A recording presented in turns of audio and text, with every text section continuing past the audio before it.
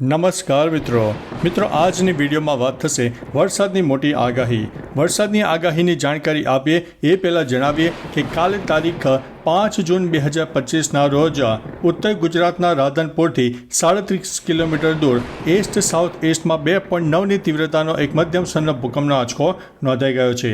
મિત્રો મહત્વનું છે કે ગત 2-3 દિવસમાં પાકિસ્તાનમાં પણ જોરદાર ભૂકંપના આંચકા આવી રહ્યા છે અને હવે જ્યારે પાકિસ્તાન એ આપણો પાડોશી દેશ છે ત્યારે ભૂકંપે અત્યારે ચિંતા પણ વધારી દીધી છે.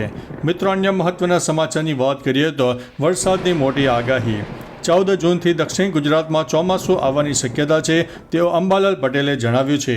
હવામાન નિષ્ણાત અંબાલાલ પટેલે જણાવ્યું છે કે દેશના ઉત્તર ભાગમાં આવેલા પશ્ચિમ વિક્ષોભને લીધે હવામાનમાં પલટો આવશે.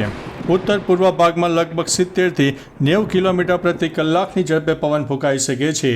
કોઈક ભાગમાં 20થી 100 મિલીમીટર જેટલો વરસાદ થઈ શકે છે. આ પશ્ચિમી વિક્ષોભની અસર ગુજરાતમાં ઉત્તર ગુજરાત અને પૂર્વ ગુજરાતના ભાગોમાં થઈ શકે છે. આગામી 10મી જૂનની આસપાસ એક સિસ્ટમ બનનારી છે. બંગાળના ઉપસાગર અને અરબ સાગરના ભેજને કારણે ગુજરાતમાં વરસાદ થવાની શક્યતા રહેલી છે. ત્યારે મિત્રો બીજી તરફ વાત કરીએ તો હવામાન વિભાગે પણ આગામી 7 દિવસને લઈને આગાહી વ્યક્ત કરી છે. દક્ષિણ ગુજરાતના તમામ જિલ્લામાં મધ્યમ વરસાદની શક્યતા છે. અરબી સમુદ્રમાંથી આવતા ભેજના કારણે વરસાદની આગાહી કરવામાં આવી છે. ઉત્તર ગુજરાત અને ઉત્તર મધ્ય ગુજરાતના કેટલાક ભાગોમાં હળવા વરસાદની આગાહી કરવામાં આવી છે. તો અમદાવાદ અને આસપાસના વિસ્તારોમાં પણ હળવા વરસાદની શક્યતા છે. જ્યારે પવનની દિશા દક્ષિણ પશ્ચિમથી પશ્ચિમ તરફની રહેવાની છે.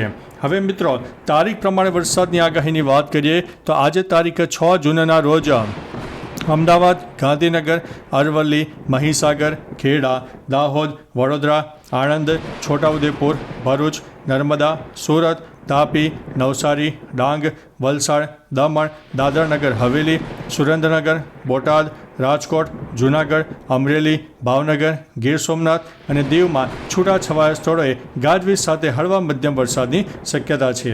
ત્યારે આવતીકાલે તારીખ 7 જૂનની વાત કરીએ તો અમદાવાદ, ખેડા, આણંદ, પંચમહાલ, વડોદરા, દાહોદ, છોટાઉદેપુર, નર્મદા, ભરૂચ, સુરત, તાપી, નવસારી, ડાંગ, વલસાડ, દમણ, દાદરા અને નગરમાં વરસાદની શક્યતા રહેલી છે.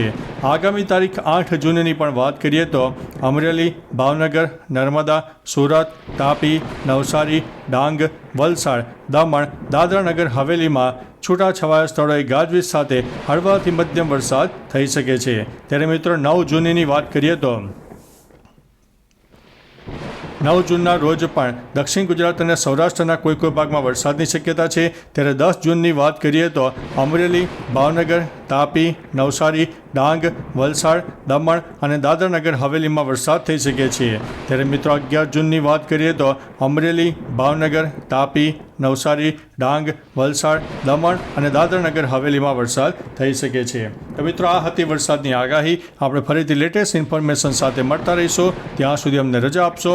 નમસ્તે.